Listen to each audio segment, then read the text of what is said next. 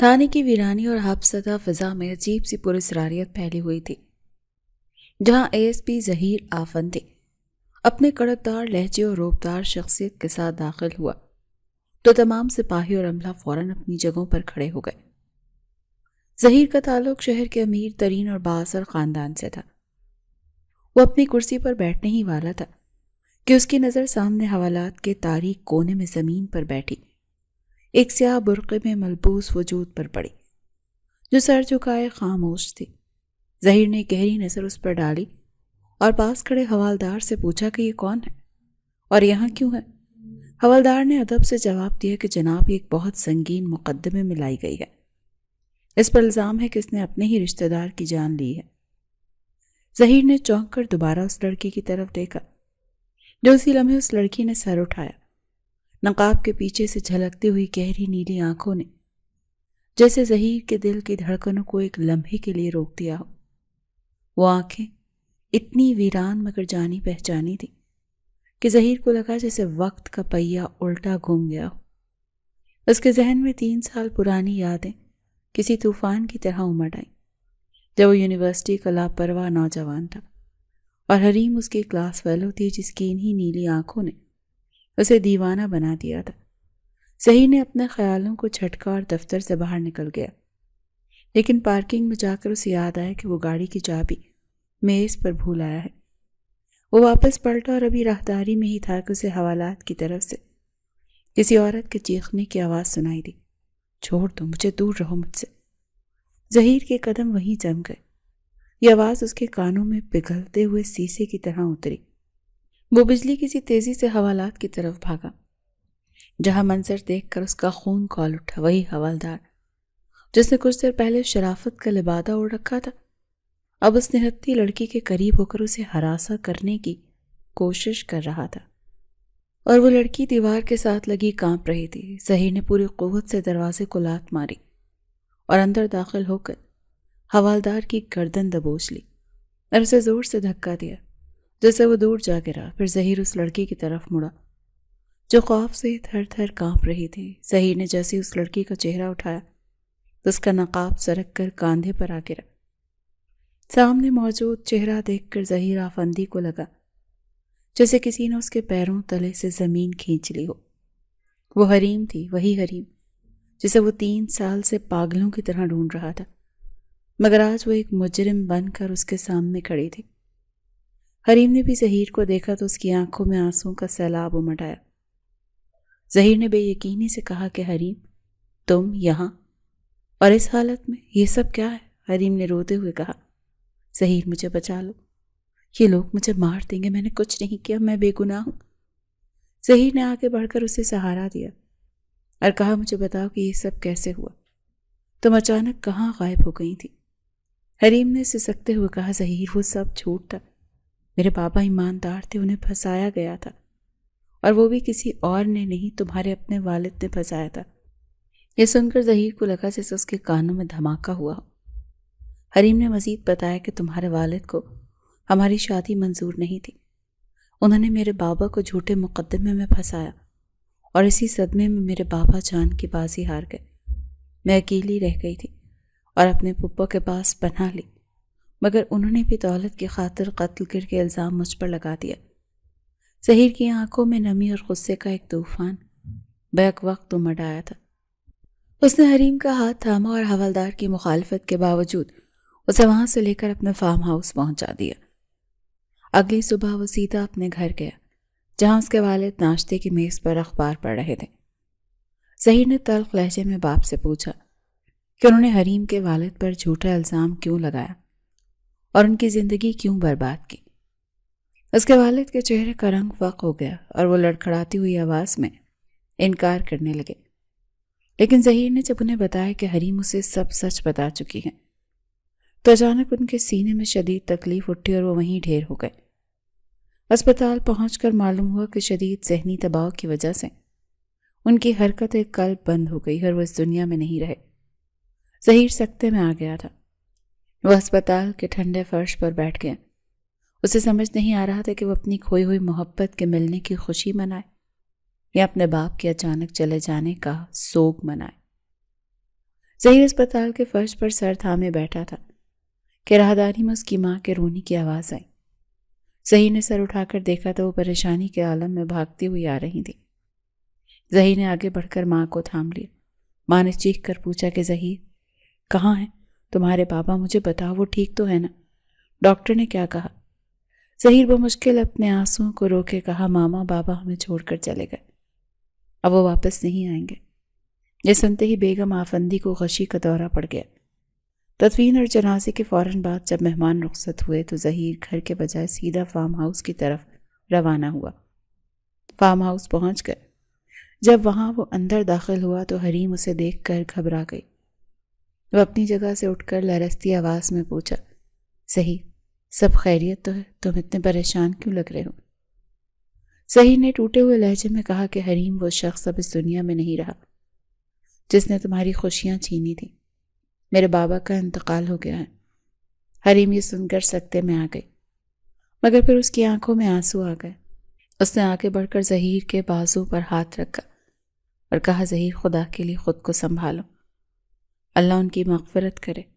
ظہیر نے حیرت سے حریم کو دیکھا اور کہا، تم دعا دے رہی ہو حریم اس شخص کو جس نے تمہیں در بدر کیا؟ حریم نے روتے ہوئے کہا، ظہیر وہ تمہارے باپ تھے، میں نے انہیں معاف کیا کیونکہ میں تمہیں اس حال میں نہیں دیکھ سکتی۔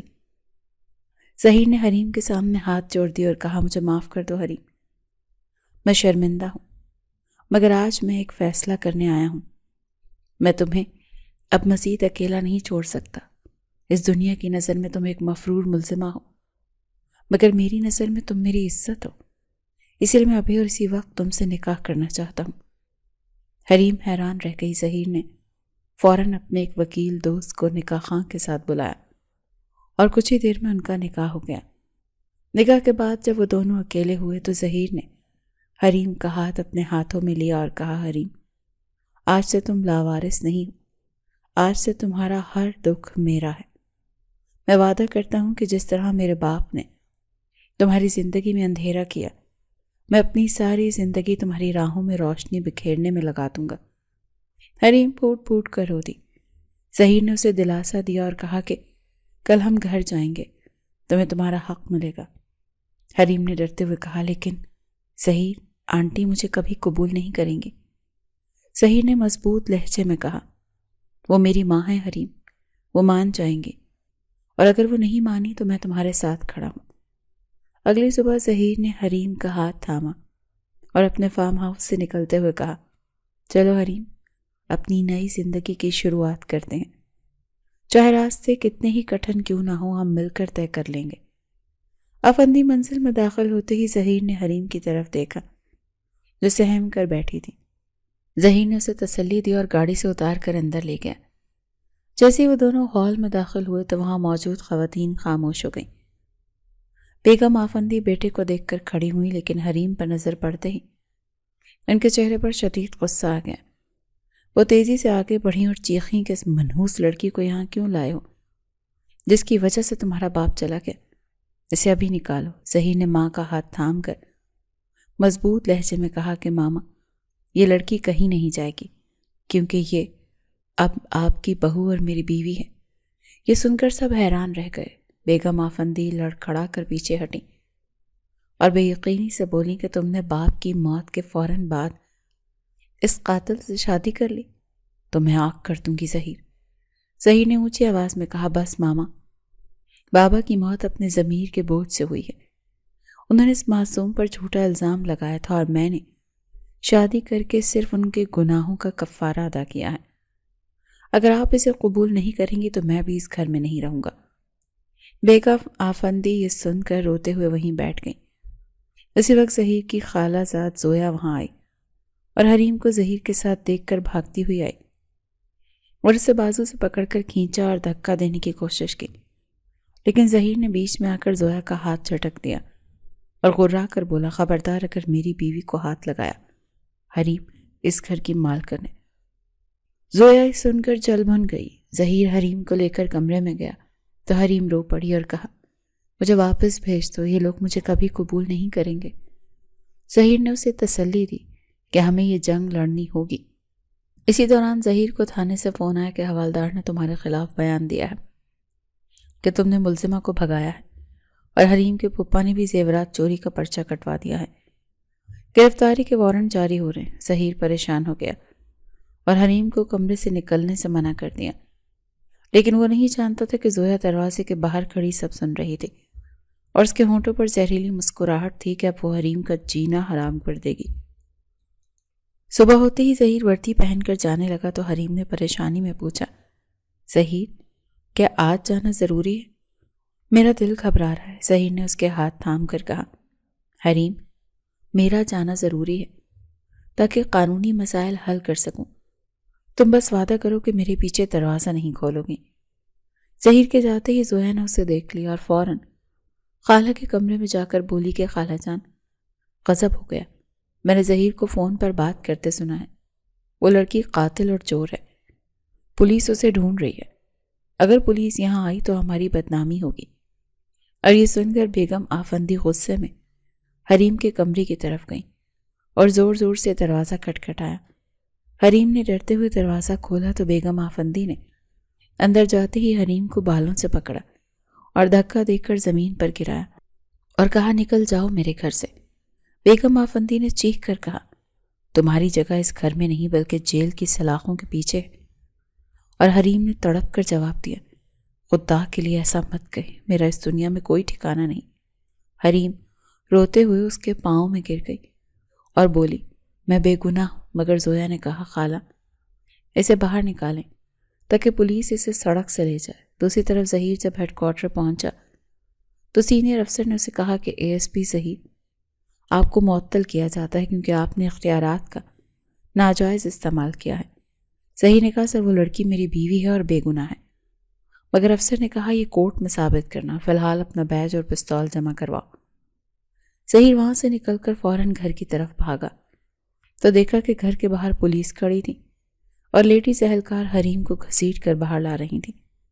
حریم روتے ہوئے چلا رہی تھی، ظہیر بچا لو مجھے۔ ظہیر نے آگے بڑھ کر پولیس والوں کو روکا اور کہا، خبردار اگر میری بیوی کو ہاتھ لگایا۔ تو انسپکٹر نے ہنس کر کہا، اب آپ افسر نہیں ہیں، ہٹ جائیں ورنہ آپ کو بھی گرفتار کر لیں گے۔ ظہیر نے حریم کا ہاتھ تھام لیا اور کہا، یہ میری لاش پر سے گزر کر ہی ممکن ہوگا۔ اسی وقت ایک گاڑی وہاں آ کر رکی اور وکیل بیرسٹر جہاں زیب نے اتر کر بلند آواز میں کہا، رک جاؤ انسپکٹر، میرے پاس اس بچے کی عبوری ضمانت کے کاغذات ہیں، تم اسے گرفتار نہیں کر سکتے۔ یہ سن کر ظہیر کو سکون ملا مگر زویا کے چہرے پر ہوائیاں اڑنے لگیں۔ بیرسٹر جہاں زیب کے بروقت آمد نے جلتی ہوئی آگ پر جیسے ٹھنڈا پانی ڈال دیا تھا۔ جہاں زیب نے ضمانت کے کاغذات دکھائے تو تھانے دار نے سپاہیوں کو واپسی کا اشارہ کیا اور پولیس وہاں سے چلی گئی۔ ظہیر حریم کو ساتھ لے کر جہاں زیب صاحب کے ساتھ گھر کے اندر داخل ہوا۔ لاؤنج میں پہنچتے ہی بیگم آفندی نے جہاں زیب صاحب سے کہا، آپ ہمارے خاندانی وکیل ہیں، آپ کو اس قاتل لڑکی کو بچاتے ہوئے شرم نہیں آئی؟ آپ نے ہماری عزت خاک میں ملا دی۔ جہاں زیب صاحب نے سنجیدگی سے کہا کہ بھابھی جذبات سے نہیں عقل سے کام لیں، میں نے جو کیا ہے وہ مرحوم دوست کی آخری خواہش کے مطابق کیا ہے۔ ظہیر نے حیرت سے پوچھا، بابا کی آخری خواہش؟ جہاں زیب صاحب نے فائل نکال کر بتایا کہ ظہیر کے والد اپنی وفات سے پہلے میرے پاس آئے تھے۔ انہوں نے یہ اعتراف کیا تھا کہ انہوں نے حریم کے والد پر جھوٹا مقدمہ بنایا تھا اور وہ کفارے کے طور پر اپنی آدھی جائیداد حریم کے نام کروانے والے تھے، مگر موت نے مہلت نہیں دی۔ میرے پاس ان کا لکھا ہوا اعتراف نامہ موجود ہے۔ یہ سن کر زویا چیخ کر بولی، یہ جھوٹ ہے انکل، آپ اس لڑکی کی مظلوم شکل دیکھ کر دھوکہ کھا گئے ہیں، یہ جادو کرنی ہے۔ ظہیر نے زویا کو ڈانٹا اور کہا، خاموش ہو جاؤ زویا، مجھے پتہ چل چکا ہے کہ پولیس کو اطلاع تم نے ہی دی تھی۔ تم جیسی گھٹیا سوچ رکھنے والی لڑکی میرے گھر میں نہیں رہ سکتی۔ ظہیر نے ماں سے کہا، آپ نے دیکھا بابا اپنے گناہوں کا بوجھ لے کر نہیں جانا چاہتے تھے، لیکن آپ اور زویا اضافہ کر رہی ہیں۔ میں فیصلہ کرتا ہوں کہ جب تک حریم کی عزت بحال نہیں ہوتی میں چین سے نہیں بیٹھوں گا، اور اگر اسے عزت نہیں ملی تو میں یہ گھر چھوڑ دوں گا۔ جہاں زیب صاحب نے کہا کہ بیٹا قانونی جنگ لمبی ہے، ہمیں ثابت قدم رہنا ہوگا کہ قتل حریم نے نہیں کیا، اس کے پپا نے کیا ہے۔ حریم اچانک بولی، مجھے ایک بات یاد آئی، اس رات میں نے پپا کو فون پر کہتے سنا تھا کہ کام ہو گیا ہے سیٹھ صاحب، میرے پیسے بھجوا دیں۔ ظہیر اور وکیل صاحب چونک گئے۔ ظہیر نے کہا تم نے پہلے کیوں نہیں بتایا؟ حریم نے کہا میں ڈر گئی تھی۔ ظہیر نے کہا اس کا مطلب ہے اس قتل کے پیچھے کوئی طاقتور آدمی ہے، ہمیں اس تک پہنچنا ہوگا۔ لیکن وہ نہیں جانتے تھے کہ زویا نے موقع پا کر وہاں سے نکل کر اپنے کمرے میں جا کر کسی نامعلوم نمبر پر میسج کیا کہ ہوشیار ہو جاؤ، وہ لوگ تم تک پہنچنے والے ہیں، پرانی فائلیں کھول رہے ہیں، کچھ کرو ورنہ ہم سب مارے جائیں گے۔ سیٹھ داؤد نے موبائل پر زویا کا پیغام پڑھا کہ ظہیر اب پرانی تفتیش دوبارہ کر رہا ہے تو وہ غصے میں آ گیا۔ اس نے فوراً اپنے خاص کارندے جبار کو حکم دیا کہ شوکت کا کھیل ختم کر دو، کیونکہ اگر ظہیر اس تک پہنچ گیا تو وہ پولیس کے ڈر سے میرا نام اگل دے گا۔ ادھر گھر میں ظہیر نے حریم سے کہا کہ مجھے ابھی جانا ہوگا، مجھے شک ہے کہ شوکت کسی کے اشارے پر کام کر رہا ہے، مجھے اس سے سچ اگلوانا ہوگا۔ حریم نے ڈرتے ہوئے کہا مت جاؤ باہر، خطرہ ہے اور تم نہتے ہو، مگر ظہیر نے اسے تسلی دے کر پچھلے دروازے سے خاموشی سے نکال دیا تاکہ زویا کو خبر نہ ہو۔ ظہیر جب شوکت کے گھر پہنچا تو دروازہ کھلا تھا اور اندر سے مار پیٹ کی آوازیں آ رہی تھیں۔ وہ اندر داخل ہوا تو دیکھا دو آدمی شوکت کو مار رہے تھے اور پوچھ رہے تھے کہ وہ ثبوت کہاں ہے جو تم نے سیٹھ داؤد کے خلاف رکھا ہے۔ ظہیر نے وہاں پڑے ایک لوہے کے راڈ سے ان پر حملہ کیا اور انہیں مار بھگایا۔ وہ حملہ آور ظہیر کو پہچان کر بھاگ گئے۔ ظہیر نے زخمی شوکت کا گریبان پکڑ کر پوچھا بتاؤ سیٹھ داؤد کون ہے اور تم نے حریم پر جھوٹا الزام کیوں لگایا؟ شوکت نے روتے ہوئے سچ بتا دیا کہ یہ سب سیٹھ داؤد کا منصوبہ ہے۔ حریم کے باپ کے پاس سیٹھ کے غیر قانونی کاروبار کی فائلیں تھیں، ان فائلوں کے لیے اس نے مجھ سے حریم پر دباؤ ڈلوایا۔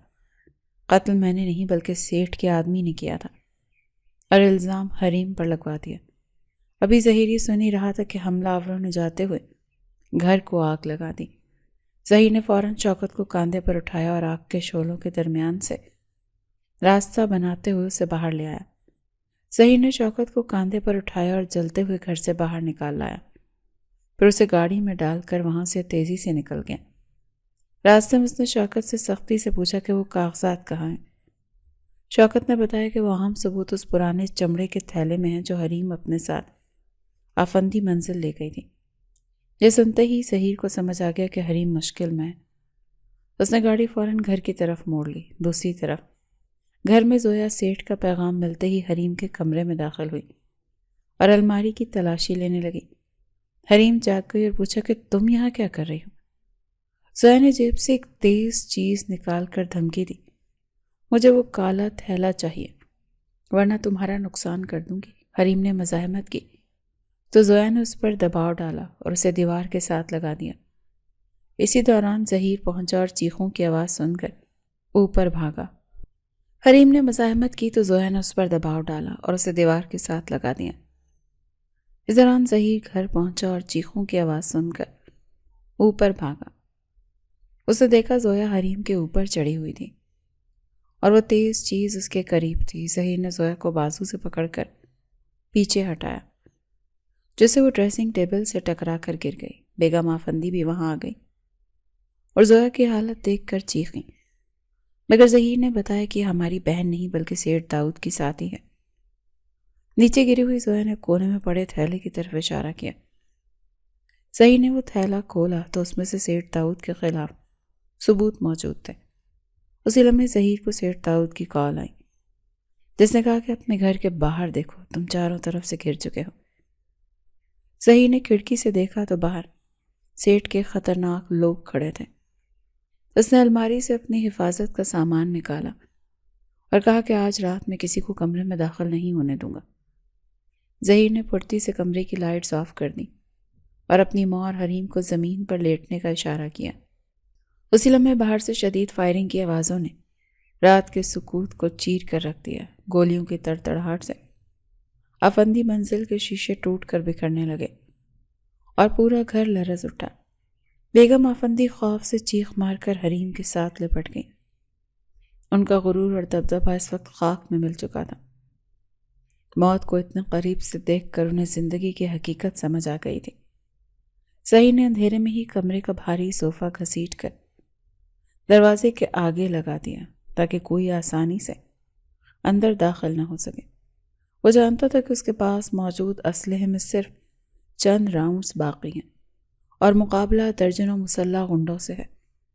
ظہیر نے حریم کی طرف دیکھا جو اپنی سانس کو سنبھالے ہوئے تھی اور دھیمی آواز میں بولا، حریم، یہ فائل اپنی جان سے زیادہ قیمتی ہے۔ اگر مجھے کچھ ہو جائے تو یہ فائلز لے کر پچھلی کھڑکی سے نکل جانا اور سیدھا بیرسٹر جہاں زیب تک پہنچانا۔ حریم نے روتے ہوئے نفی میں سر ہلایا اور ظہیر کا ہاتھ تھام کر بولی، نہیں ظہیر، ہم جئیں گے تو ساتھ اور مریں گے تو ساتھ، میں تمہیں چھوڑ کر کہیں نہیں جاؤں گی۔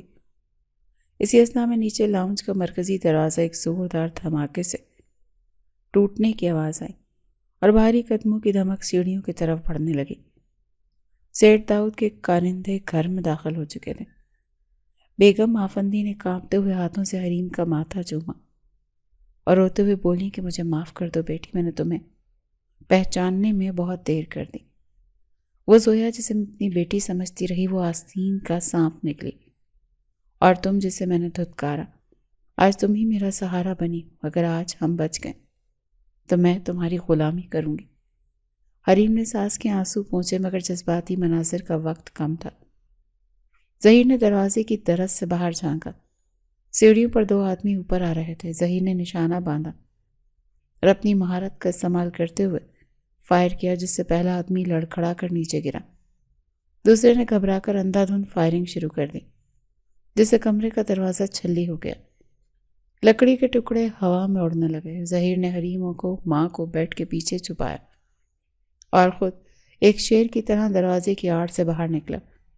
اس نے دوسرے حملہ آور کو بھی زخمی کر دیا مگر نیچے سے سیٹ داؤد کی مکروہ آواز گونجی، ظہیر آفندی، اپنی بہادری دکھانا بند کرو اور وہ کالا تھیلا نیچے پھینک دو، ورنہ میں پورے گھر کو آگ لگا دوں گا۔ میرے پاس اتنا وقت نہیں ہے، ظہیر نے دیوار کی اوٹ سے گرج کر جواب دیا۔ سیٹ داؤد، تم میری لاش پر سے گزر کر ہی وہ ثبوت حاصل کر سکو گے، اور یاد رکھنا پولیس راستے میں، تمہارا کھیل ختم ہو چکا ہے۔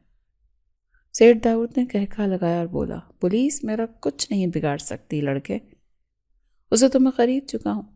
یہ کہہ کر اس نے اپنے آدمی کو پیٹرول چھڑکنے کا حکم دیا۔ ظہیر کا دل ڈوبنے لگا، اسے جلنے کی بو آنے لگی۔ اگر آگ لگ گئی تو وہ لوگ دھوئیں ہی سے مر جائیں گے۔ اس کے پاس اب صرف 2 گولیاں بچی تھیں اور دشمن بے شمار تھے۔ ظہیر نے ایک حتمی فیصلہ کیا۔ اس نے حریم کی طرف دیکھا اور بولا، مجھے انہیں الجھانا ہوگا تاکہ تم دونوں چھت کے راستے ساتھ والے گھر میں کود سکو، لیکن حریم اس کا دامن چھوڑنے کو تیار نہیں تھی۔ اسی کشمکش اور مایوسی کے عالم میں اچانک باہر سڑک سے پولیس سائرن کی نہیں بلکہ ہیلی کاپٹر کی گڑگڑاہٹ سنائی دی، اور ساتھ ہی گھر کے پچھلے حصے سے شیشے ٹوٹنے کی آواز آئی، جیسے کوئی خاص کمانڈو دستہ اندر داخل ہوا ہو۔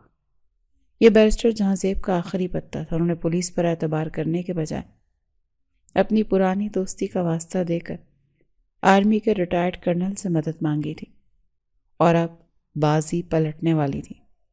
ظہیر کے چہرے پر اطمینان کی لہر دوڑ گئی مگر خطرہ ابھی ٹلا نہیں تھا، کیونکہ سیٹ داؤد کے سب سے خطرناک شارپ شوٹر نے ظہیر کو نشانہ بنا لیا تھا، جو ابھی تک چھپا ہوا تھا۔ جیسے ہی ظہیر نے ہیلی کاپٹر کی آواز سن کر تھوڑی بے احتیاطی کی، سامنے سے ایک سنسناتی ہوئی گولی آئی اور ظہیر کے بازو کو چھوتی ہوئی نکل گئی۔ ظہیر درد سے کراہ کر گھٹنوں کے بل گر پڑا اور حریم کی فلک شگاف چیخ کمرے میں گونج اٹھی۔ حریم کی فلک شگاف چیخ نے کمرے کے در و دیوار ہلا دیے۔ ظہیر کے بازو سے بہتے ہوئے سرخ سیال کو دیکھ کر اس کا کلیجہ منہ کو آ گیا تھا۔ اس نے اپنی جان کی پرواہ کیے بغیر خود کو ظہیر پر گرا دیا تاکہ اگلا وار اس کے وجود پر ہو، مگر دشمن کو دوسرا موقع نہ مل سکا، کیونکہ اسی لمحے چھت اور پچھلی کھڑکیوں سے رسیوں کے ذریعے سیاہ وردیوں میں ملبوس نقاب پوش محافظ کسی آسمانی آفت کی طرح کمرے میں اترے، اور آتے ہی انہوں نے ایسی جوابی کارروائی کی کہ سیٹ داؤد کے کارندوں کے آسان خطا ہو گئے۔ یہ بیرسٹر جہاں زیب کے بلائے گئے خاص تربیت یافتہ کمانڈوز تھے، جنہوں نے پلک جھپکتے ہی پانسا پلٹ دیا تھا۔ کمرے میں موجود بارود کے دھوئیں اور شور کے درمیان حریم نے لرزتے ہاتھوں سے اپنا دوپٹہ پھاڑا اور ظہیر کے بازو پر کس کر باندھ دیا۔ تاکہ بہتا ہوا لہو رک سکے۔ ظہیر نے درد کی شدت سے باوجود مسکرا کر حریم کو دیکھا اور مدھم آواز میں کہا، میں ٹھیک ہوں حریم، تم نے مجھے بچا لیا۔ باہر میدان جنگ کا منظر تھا۔ کمانڈوز نے سیڑھیوں اور لاؤنج کو اپنے کنٹرول میں لے لیا تھا۔ سیٹھ داؤد جو کچھ دیر پہلے فتح کا جشن منا رہا تھا، اب اپنی موت کو سامنے دیکھ کر چوہے کی طرح چھپنے کی کوشش کر رہا تھا۔ اس نے بھاگنے کے لیے پچھلے دروازے کا رخ کیا، مگر وہاں پہلے سے موجود ایک بھاری بھرکم کمانڈو نے اسے دبوچ لیا اور گھسیٹتے ہوئے لاؤنج کے بیچوں بیچ لا کر پھینکا۔ فائرنگ کا شور تھم چکا تھا اور اب صرف بھاری بھوٹوں کی دمک گونج رہی تھی۔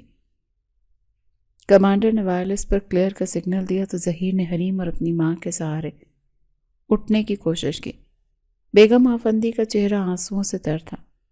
انہوں نے آگے بڑھ کر بیٹے کو کاندھا دیا اور حریم کے سر پر ہاتھ رکھ کر روتے ہوئے بولی، میری بچی، آج تم نہ ہوتی تو میں اپنا بیٹا کھو دیتی۔ میں تمہاری احسان مند ہوں۔ وہ تینوں آہستہ آہستہ سیڑھیاں اتر کر نیچے آئے، جہاں کا منظر خوفناک تھا۔ گھر کا سارا سامان بکھرا پڑا تھا اور دیواریں چھلنی تھی، مگر درمیان میں سیٹھ داؤد ہتھکڑیوں میں جکڑا سر جھکائے کھڑا تھا۔ ظہیر نے اسے دیکھ کر گہری سانس لی اور درد سے کرراتے ہوئے بولا، سیٹھ داؤد، ظلم کی رات کتنی ہی لمبی کیوں نہ ہو، سویرا ضرور ہوتا ہے۔ تم نے طاقت کے نشے میں ایک معصوم خاندان کو تباہ کیا، مگر آج قانون کی گرفت میں ہو۔ وہ کالا تھیلا اب تمہاری بربادی کا پروانہ بنے گا۔ اسی دوران پولیس اور ایمبولینس کی گاڑیاں بھی سائرن بجاتی ہوئی پہنچ گئیں۔ زخمی زویا کو بھی اسٹریچر پر ڈال کر لے جایا جا رہا تھا، جسے پولیس کی حراست میں ہسپتال میں منتقل کیا جا رہا تھا، کیونکہ وہ اس سازش میں برابر کی شریک تھے۔ بیرسٹر جہاں زیب نے اندر آ کر ظہیر کو گلے لگا لیا اور کہا کہ شیر دل جوان، تم نے اپنے باپ کے گناہوں کو دھو دیا، اب تمہیں کوئی معطل نہیں کر سکتا، محکمہ تم پر فخر کرے گا۔ ڈاکٹرز نے وہیں ظہیر کی مرہم پٹی کی اسے خطرے سے باہر قرار دیا۔ حریم ایک پل کے لیے بھی ظہیر سے دور نہیں ہوئی تھی۔ وہ اس کا ہاتھ تھامے بیٹھی تھی اور اس کی آنکھوں میں اب خوف کے بجائے سکون اور تشکر تھا۔ رات کا اندھیرا چٹ رہا تھا اور آفندی منزل کی کھڑکیوں سے صبح کی پہلی کرن اندر جھانک رہی تھی، جس بات کا ثبوت تھی کہ برے وقت کا خاتمہ ہو چکا ہے۔ مگر کہانی ابھی ختم نہیں ہوئی تھی، کیونکہ سیٹھ داؤد جاتے جاتے ایک دھمکی آمیز نظر ظہیر پر ڈال گیا تھا، جو بتا رہی تھی کہ جیل کی سلاخیں اس کے لیے کافی نہیں ہوں گی، لیکن فی الحال جیت سچائی کی ہوئی تھی۔ ظہیر نے حریم کی طرف دیکھا اور سب کے سامنے اس کا ماتھا چوم کر کہا، چلو حریم، اب ہم اپنے گھر کو دوبارہ آباد کریں گے، جہاں صرف محبت ہوگی، خوف نہیں۔ ہسپتال کے نجی کمرے میں صبح کی روشن کرنیں کھڑکی سے چھن کر آ رہی تھیں، جہاں ظہیر بستر پر نیم دراز تھا اور حریم اس کے پاس کرسی پر بیٹھی اس کے زخمی بازو کی پٹی درست کر رہی تھی۔ رات کے طوفان کے بعد یہ پہلی پرسکون صبح تھی جس نے ان دونوں کی زندگی میں امید کا دیا جلایا تھا۔ ظہیر نے حریم کے چہرے کی طرف دیکھا جو ابھی ابھی زرد تھا اور آنکھوں کے گرد سیاہ ہلکے اس کی بے خوابی کی گواہی دے رہے تھے۔ ظہیر نے اپنے صحیح ہاتھ سے حریم کا ہاتھ تھاما اور نرمی سے بولا، حریم اب تو مسکرا دو، دیکھو ہم زندہ ہیں اور ساتھ ہیں۔ وہ کالی رات گزر چکی۔ حریم نے پھیکی مسکراہٹ کے ساتھ جواب دیا، ظہیر، مجھے ابھی بھی یقین نہیں آ رہا کہ وہ ڈراؤنا خواب ختم ہو گیا ہے۔ مجھے بار بار ایسا لگتا ہے کہ ابھی کوئی دروازہ توڑ دے گا اور ہمیں مار دے گا۔ ظہیر نے اسے دلاسا دیا اور کہا، اب ایسا کچھ نہیں ہوگا، قانون کے رکھوالے باہر پہرا دے رہے ہیں اور سیٹھ داؤد اب سلاخوں کے پیچھے ہیں۔ اسی دوران کمرے کا دروازہ کھلا اور بیگم آفندی ہاتھوں میں ناشتے کی ٹرے لیے اندر داخل ہوئی۔ ان کا انداز بدلا ہوا تھا، وہ مغرور اور سخت گیر خاتون جو کل تک حریم کے سائے سے بھی دور بھاگتی تھی، آج ایک ممتا بھری ماں کے روپ میں تھی۔ انہوں نے ٹرے میز پر رکھی اور حریم کے سر پر شفقت سے ہاتھ پھیرتے ہوئے بولی، بیٹی، تم نے ساری رات جاگ کر گزاری ہے، اب تم ناشتہ کرو اور آرام کرو، ظہیر کا خیال میں رکھوں گی۔ حریم حیرت سے اپنی ساس کو دیکھنے لگی تو بیگم آفندی کی آنکھوں میں آنسو تیرنے لگے۔ وہ حریم کے سامنے ہاتھ جوڑ کر بیٹھ گئیں اور رینی ہوئی آواز میں بولی، مجھے معاف کر دو میری بچی، میں اپنی انا اور جہالت میں اندھی ہو گئی تھی۔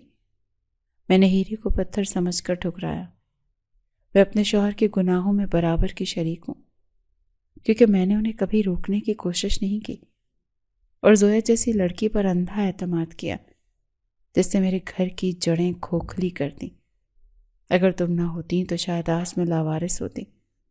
حریم کا دل پگھل گیا۔ اس نے آگے بڑھ کر ساس کے ہاتھ تھامے اور انہیں گلے لگا لیا اور بولی، ماں جی آپ شرمندہ نہ ہو، آپ میری ماں جیسی ہیں، اور مائیں تو ناراض ہو سکتی ہیں۔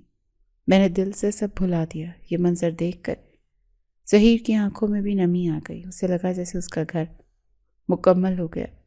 دوپہر تک بیرسٹر جہاں سے بھی وہاں پہنچ گئے۔ ان کے ہاتھ میں وہی کالا تھیلا تھا جو اب اس کیس کی سب سے بڑی طاقت بن چکا تھا۔ انہوں نے کرسی سنبھالی اور سنجیدگی سے بتایا کہ ظہیر بیٹا، اس تھیلے میں موجود دستاویزات نے تہلکہ مچا دیا ہے۔ اس میں نہ صرف سیٹھ داؤد کے کالے دھندے کے ثبوت ہیں، بلکہ پولیس ڈپارٹمنٹ کی ان کالی بھیڑوں کے نام بھی موجود ہیں جو اس کے پے رول پر تھے۔ تمہارے خلاف انکوائری ختم کر دی گئی ہے اور آجی صاحب نے خود فون کر کے تمہاری بہادری کی تعریف کی ہے۔ تمہیں ڈسچارج ہوتے ہی پورے اعزاز کے ساتھ ڈیوٹی پر واپس بلایا جائے گا۔ اور ہاں، زویا نے بھی اسپتال میں پولیس کو دیے گئے بیان میں اعتراف جرم کر لیا ہے۔ وہ وعدہ معاف گواہ بننے کی کوشش کر رہی ہے تاکہ اس کی سزا کم ہو سکے، مگر اس کے جرائم اتنے سنگین ہیں کہ اسے لمبی قید سے کوئی نہیں بچا سکتا۔ ظہیر نے اطمینان کا سانس لیا اور کہا، انکل مجھے زویا سے کوئی ہمدردی نہیں۔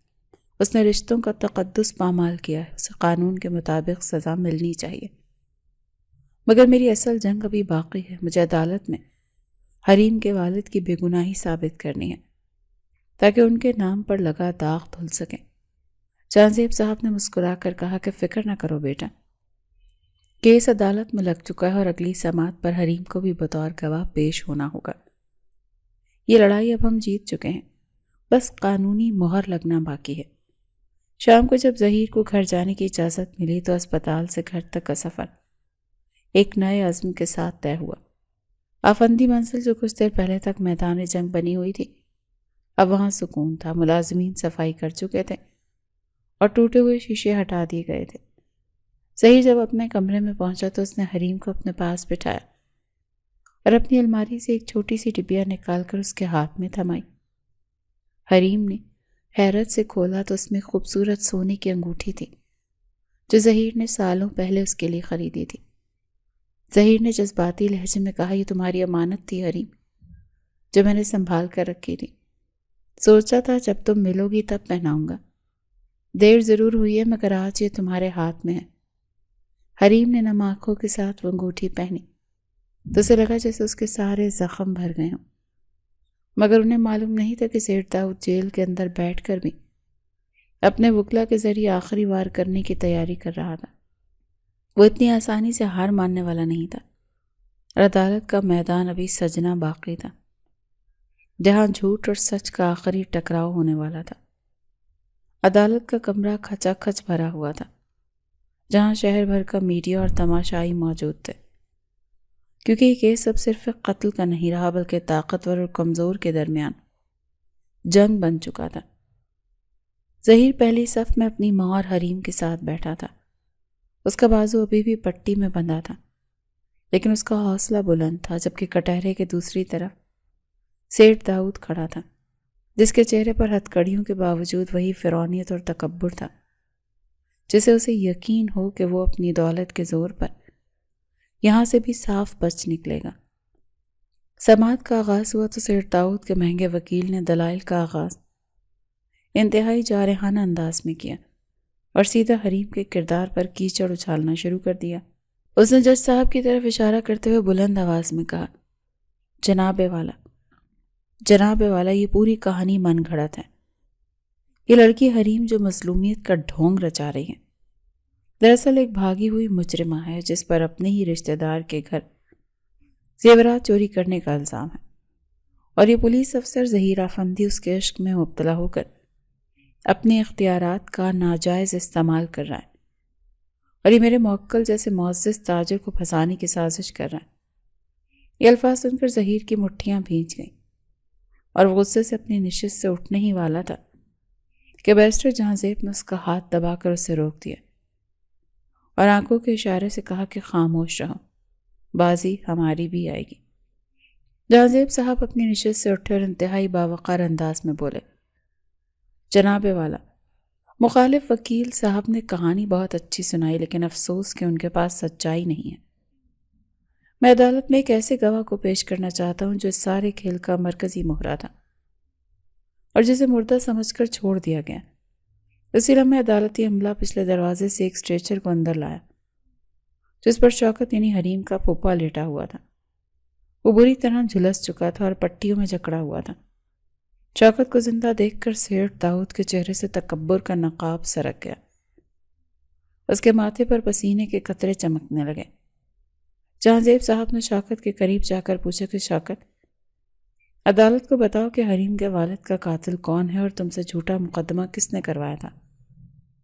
شوکت نے کانپتے ہوئے ہاتھ سے سیٹھ داؤد کی طرف اشارہ کیا اور کمزور آواز میں بولا کہ جج صاحب، وہ سامنے کھڑا شخص قاتل ہے۔ اسی نے حریم کے باپ کو مروایا تھا کیونکہ ان کے پاس اس کے کالے دھندوں کے ثبوت موجود تھے، اور اسی نے میرے گھر والوں کو یرغمال بنا کر مجھ سے حریم پر چوری کا الزام لگوایا تاکہ وہ دباؤ میں آ کر وہ فائلیں ہمیں دے دیں، اور جب میرا کام ختم ہو گیا تو اس نے مجھے بھی جلانے کی کوشش کی۔ اگر یہ ظہیر صاحب نہ ہوتے تو میں مر چکا ہوتا۔ یہ بیان عدالت میں بم کی طرح پھٹا۔ سیٹھ داؤد غصے سے دھاڑا، یہ جھوٹ بک رہا ہے، اسے میں نے خریدنے کی کوشش نہیں کی، یہ تو الزام لگا رہا ہے۔ لیکن جج صاحب نے ہتھوڑا بجا کر اسے خاموش کرایا اور بیرسٹر جہانزیب نے وہ کالا تھیلا میز پر رکھتے ہوئے کہا، جناب، یہ وہ ثبوت ہیں جن کی خاطر 2 خاندان اجاڑے گئے۔ ان کاغذات میں سیٹھ داؤد کی منی لانڈرنگ اور قتل کے احکامات کے دستخط موجود ہیں، اور سب سے بڑی گواہی زویا کی ہے جس کا اعترافی بیان بھی فائل میں نتھی ہے۔ عدالت میں سناٹا چھا گیا۔ سیٹھ داؤد کو اپنی سلطنت گرتی ہوئی محسوس ہو رہی تھی۔ اس نے مایوسی کے عالم میں اپنے وکیل کو دیکھا، لیکن وکیل بھی اب فائلیں سمیٹ رہا تھا۔ جج صاحب نے تمام ثبوتوں کا جائزہ لینے کے بعد ریمارکس دیے کہ بادی نظر میں ملزم کے خلاف ٹھوس ثبوت موجود ہیں، اسی لیے سیٹھ داؤد کی ضمانت منسوخ کی جاتی اور اسے جوڈیشل ریمانڈ پر جیل بھیجا جاتا ہے تاکہ مزید تفتیش ہو سکے، اور حریم بی بی کو تمام الزامات سے باعزت بری کیا جاتا ہے۔ یہ فیصلہ سنتے ہی حریم کی آنکھوں سے آنسو جاری ہو گئے تھے۔ اس نے شکرانے کے طور پر آسمان کی طرف دیکھا۔ آج اس کے بابا کی روح کو سکون مل گیا تھا۔ ظہیر نے حریم کے سر پر ہاتھ رکھا اور مسکرا کر کہا، مبارک ہو حریم، سچ جیت گیا۔ مگر جیسے ہی پولیس سیٹھ داؤد کو لے کر جانے لگی تو ظہیر کے قریب سے گزرا اور سرگوشی میں بولا، کھیل ابھی ختم نہیں ہوا انسپکٹر، میرے آدمی باہر بھی ہیں، اپنی خوشی منا لا کیونکہ یہ زیادہ دیر نہیں رہے گی۔ ظہیر نے اس کی آنکھوں میں آنکھیں ڈال کر جواب دیا، تم جیسے ناسور اب صرف جیل کی کال کوٹری میں سڑیں گے، تمہارا وقت ختم ہو چکا ہے۔ لیکن ظہیر کے دل میں ایک انجانا سا کھٹکا ضرور پیدا ہوا تھا کہ کہیں سیٹھ داؤد جیل سے بیٹھ کر کوئی نئی مصیبت نہ کھڑی کر دے۔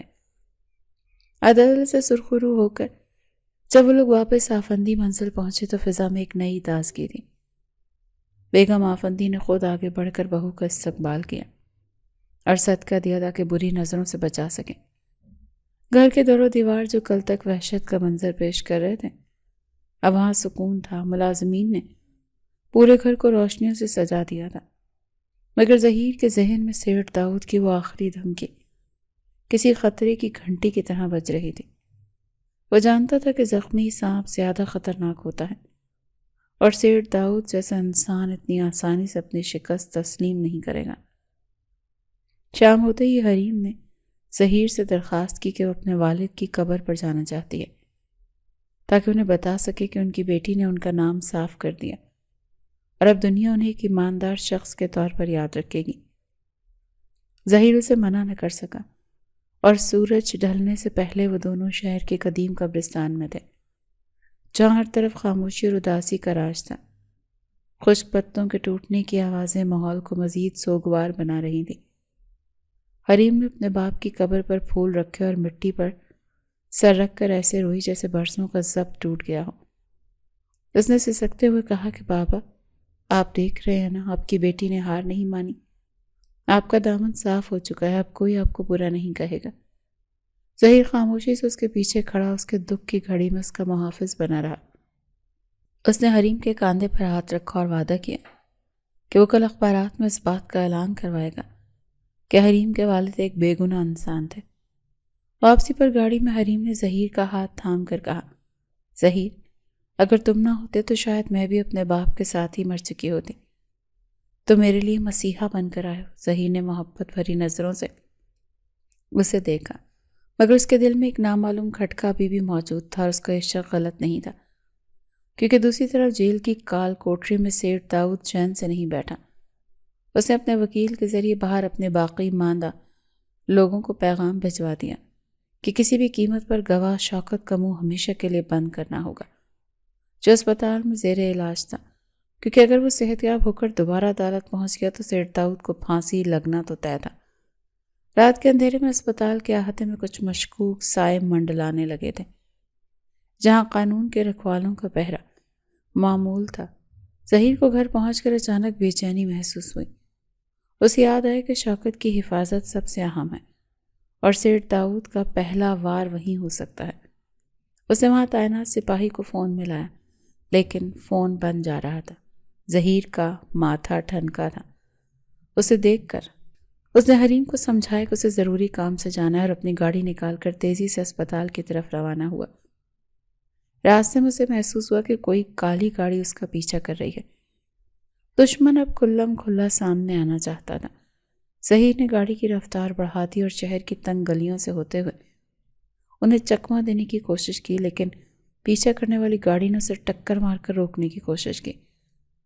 یہ سیٹ داؤد کا دوسرا منصوبہ تھا کہ اگر گواہ تک نہ پہنچ سکو تو تفتیش کرنے والے افسر کو ہی راستے سے ہٹا دو۔ سڑک سنسان تھی اور مقابلہ سخت ہونے والا تھا۔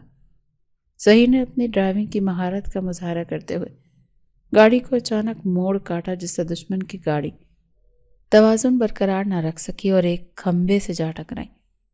ظہیر وہاں رکا نہیں بلکہ سیدھا اسپتال پہنچا، جہاں کا منظر دیکھ کر اس کے ہوش اڑ گئے۔ وارڈ کے باہر کھڑا سپاہی بے ہوش پڑا تھا اور اندر سے شوکت کے چلانے کی دبی دبی ہوئی آوازیں آ رہی تھیں۔ ظہیر نے اپنی زخمی بازو کی پرواہ کیے بغیر دروازہ توڑ کر اندر چھلانگ لگائی تو دیکھا کہ ڈاکٹر کے بھیس میں ایک نقاب پوش شوکت کے منہ پر تکیہ رکھ کر اس کا دم گھونٹنے کی کوشش کر رہا ہے۔ شوکت زندگی اور موت کی جنگ لڑ رہا تھا۔ ظہیر نے دھاڑتے اس شخص کو پیچھے سے دبوچ لیا اور پوری طاقت سے زمین پر پٹخا۔ وہ قاتل پیشہ ور تھا اور اس کے پاس ایک تیز دھار آلہ بھی تھا، جس سے اس نے ظہیر پر وار کرنے کی کوشش کی، لیکن ظہیر نے اس کا ہاتھ مروڑ کر ہتھیار دور پھینکا اور اسے دیوار کے ساتھ دے مارا۔ اتنے میں شور سن کر دیگر عملہ اور سیکیورٹی بھی وہاں پہنچ گئی۔ قاتل پکڑا گیا تھا، لیکن یہ واقعہ ثابت کر رہا تھا کہ سیٹ داؤد جیل کے اندر سے بھی اپنا نیٹ ورک چلا رہا ہے اور اب اسے وہاں رکھنا خطرے سے خالی نہیں تھا۔ ظہیر نے وہیں کھڑے ہو کر آئی جی کو فون کیا اور صورتحال کی سنگینی سے آگاہ کرتے ہوئے فیصلہ کیا کہ اب سیٹ داؤد کو عام جیل میں نہیں بلکہ شہر سے دور کسی محفوظ قلعہ نما جیل میں منتقل کرنا ہوگا، اور یہ کام آج رات ہی کرنا پڑے گا تاکہ دشمن کو سنبھلنے کا موقع نہ مل سکے۔ رات مزید گہری اور خطرناک ہوتی جا رہی تھی، کیونکہ سیٹ داؤد کو جب یہ خبر ملی کہ اس کا حملہ ناکام ہو گیا ہے تو اس نے جیل میں بغاوت کروانے کا منصوبہ بنا لیا۔ رات کا دوسرا پہر شروع ہو چکا تھا اور اسپتال میں شوکت کی جان بچانے کے بعد ظہیر کو ایک لمحے کا بھی سکون میسر نہیں تھا، کیونکہ اسے خفیہ ذرائع سے خبر مل چکی تھی کہ سینٹرل جیل میں قید سیٹ داؤد اپنی دولت کا منہ کھول چکا ہے اور وہاں موجود خطرناک قیدیوں کو بغاوت پر اکسا رہا ہے تاکہ افراتفری کا فائدہ اٹھا کر فرار ہو سکے۔ ظہیر نے فوراً آئی جی سے رابطہ کیا اور ہنگامی بنیادوں پر سیٹ داؤد کو شہر سے دور واقع قلعہ نما ہائی سیکیورٹی جیل میں منتقل کرنے کے احکامات حاصل کر لیے۔ یہ مشن انتہائی خطرناک تھا کیونکہ سیٹ کے کارندے راستے میں بھی حملہ کر سکتے تھے۔ ظہیر نے اپنی ٹیم تیار کی اور بختربند گاڑیوں کے قافلے کے ساتھ سینٹرل جیل کی طرف روانہ ہوا۔ ابھی وہ جیل کے مرکزی دروازے سے کچھ فاصلے پر تھے کہ اندر سے خطرے کے سائرن بجنے لگے اور دھوئیں کے بادل فضا میں بلند ہوتے دکھائی دیے۔ ظہیر کا ماتھا ٹھنکا، وہ سمجھ گیا کہ وہ دیر کر چکے ہیں، بغاوت شروع ہو چکی ہے۔ جیل کے اندر کا منظر قیامت صغریٰ کا نمونہ پیش کر رہا تھا۔ قیدیوں نے بیرکوں کو آگ لگا دی اور عملے کو یرغمال بنا لیا۔ ہر طرف چیخ و پکار اور توڑ پھوڑ کی آوازیں آ رہی تھیں۔ سیٹھ داؤد اپنے سیل کا تالا توڑوا کر باہر آ چکا تھا اور قیدیوں کے ہجوم کے درمیان کھڑا قہقہے لگا رہا تھا۔ اسے یقین تھا کہ اب اسے کوئی نہیں روک سکتا۔ ظہیر نے وقت ضائع کیے بغیر اپنی ٹیم کو ایکشن کا حکم دیا اور خود سب کے آگے رہتے ہوئے آنسو گیس کے شیل فائر کروائے تاکہ ہجوم کو منتشر کیا جا سکے۔ دھوئیں اور بھگدڑ کے درمیان ظہیر عقاب کسی تیزی سے اس طرف بڑھا جہاں سیٹھ داؤد جیل کی پچھلی دیوار پھلانگنے کی تیاری کر رہا تھا، جہاں باہر اس کی گاڑی اس کا انتظار کر رہی تھی۔ ظہیر نے دھاڑتے ہوئے اسے للکارا، رک جاؤ داؤد، ورنہ اگلا قدم تمہاری موت کی طرف اٹھے گا۔ سیٹھ داؤد نے مڑ کر دیکھا تو سامنے ظہیر کو پا کر اس کے چہرے کی ہوائیاں ہی اڑ گئی تھیں۔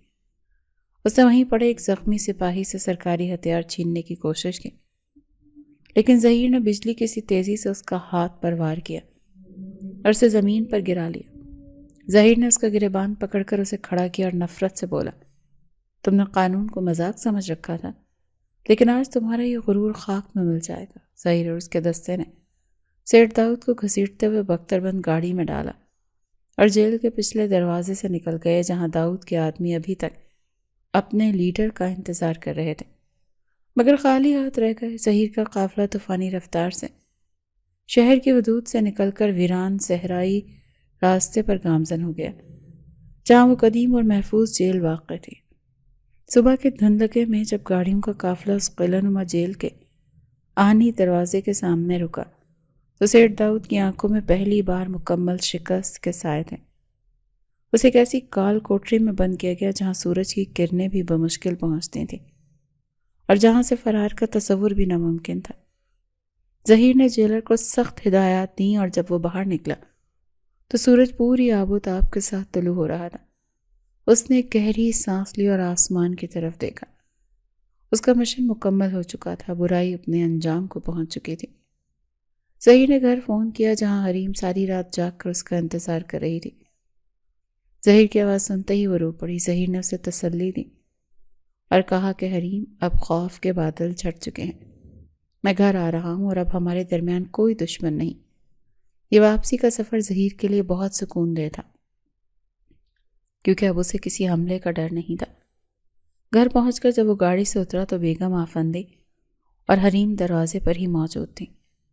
حریم نے آگے بڑھ کر ظہیر کو دیکھا جو گرد سے ہٹا ہوا تھا، مگر اس کے چہرے پر فتح کا نور تھا۔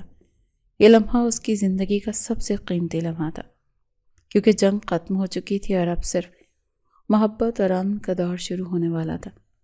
لیکن ظہیر نہیں جانتا تھا کہ تقدیر نے ابھی اسے ایک اور خوشخبری دینی ہے جو اس کے اور حریم کے رشتے کو مضبوط کر دے گی۔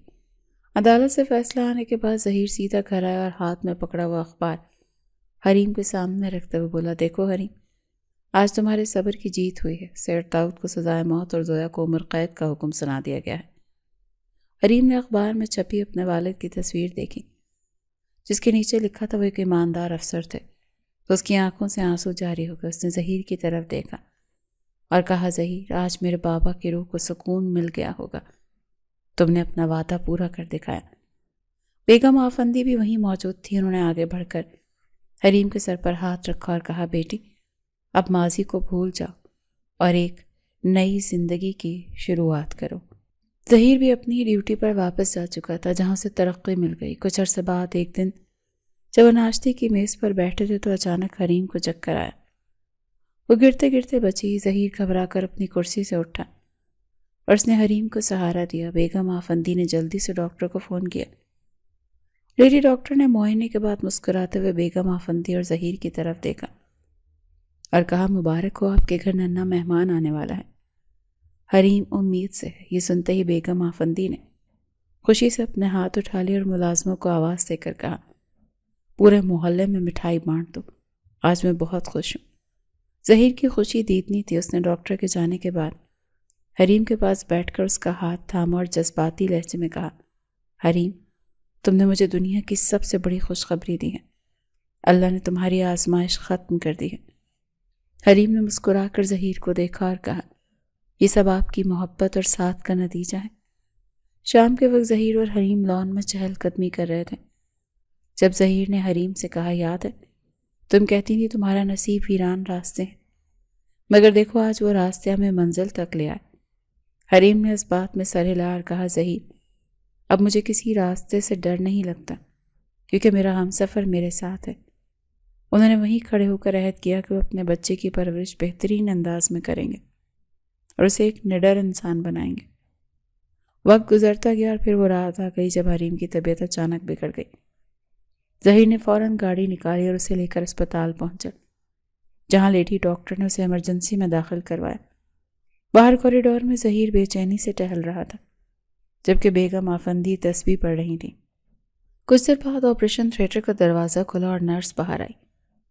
اس نے مسکراتے ہوئے کہا، مبارک ہو ظہیر صاحب، اللہ نے آپ کو چاند سے بیٹے سے نوازا ہے۔ یہ سنتے ہی ظہیر نے سجدہ شکر ادا کیا اور اپنی ماں کے گلے لگ گیا۔ بیگم آفندی نے نرس سے کہا، مجھے میرا پوتا دکھاؤ۔ نرس نے بچے کو ظہیر کی گود میں دیا تو ظہیر نے کانپتے ہاتھوں سے اسے تھاما اور اس کے کان میں اذان دی، اور کچھ دیر بعد جب حریم کو ہوش آیا تو ظہیر بچے کو لے کر اس کے پاس گیا اور بولا، حریم دیکھو یہ ہمارا بیٹا ہے، بالکل تمہارے جیسا۔ حریم نے کمزور آواز میں کہا، نہیں ظہیر یہ آپ کے جیسا۔ بہادر اور نڈر ظہیر نے حریم کے ماتھے پر ہاتھ رکھا اور کہا، اس کا نام ہم زاویار رکھیں گے۔ حریم نے مسکرا کر حامی بھری اور کہا، یہ نام بہت خوبصورت ہے۔ اسی وقت بیگم آفندی بھی کمرے میں آئی اور بچے کو گود میں لے کر بولی، آج میرا گھر مکمل ہو گیا، اب مجھے دنیا کی کوئی پرواہ نہیں۔ ظہیر نے حریم کا ہاتھ تھام کر کہا، تمہاری تکلیف ختم ہو گئی، اب صرف خوشیاں ہیں، ہم اسے بہت لاڈ سے پالیں گے۔ حریم نے اطمینان سے آنکھیں موند لیں کیونکہ اس کے دونوں محافظ اس کے پاس موجود تھے۔ 1 سال تیزی سے گزر گیا اور زاویار کی پہلی سالگرہ کا دن گھر میں آ گیا۔ گھر میں مہمان جمع تھے۔ ظہیر دفتر سے جلدی گھر آیا اور آتے ہی اس نے زاویار کو گود میں اٹھا لیا جب گھٹنوں کے بل چلتا تھا۔ حریم نے ظہیر کے ہاتھ سے بیگ لیا اور کہا، آپ تازہ دم ہو جائیں، مہمان انتظار کر رہے ہیں۔ ظہیر نے کہا، میں ابھی آتا ہوں۔ تھوڑی دیر بعد جب وہ تیار ہو کر باہر آیا تو سب نے کیک کاٹنے کی تقریب شروع کی۔ بیگم آفندی نے زاویار کا ہاتھ پکڑ کر کیک کاٹا اور سب نے تالیاں بجائیں۔ تقریب کے بعد جب مہمان چلے گئے تو ظہیر اور حریم لاؤنج میں اکیلے بیٹھے تھے۔ ظہیر نے حریم کی طرف دیکھا اور سنجیدگی سے کہا، حریم آج مجھے وہ پرانا وقت یاد آ رہا ہے جب مجھے لگتا تھا کہ میں سب کچھ ہار گیا، لیکن تم نے مجھے جینا سکھایا۔ حریم نے چائے کا کپ ظہیر کو دیتے ہوئے کہا، ظہیر وہ برا وقت گزر چکا ہے، اب ہمارے پاس زاویار ہے اور آپ کی محبت ہے۔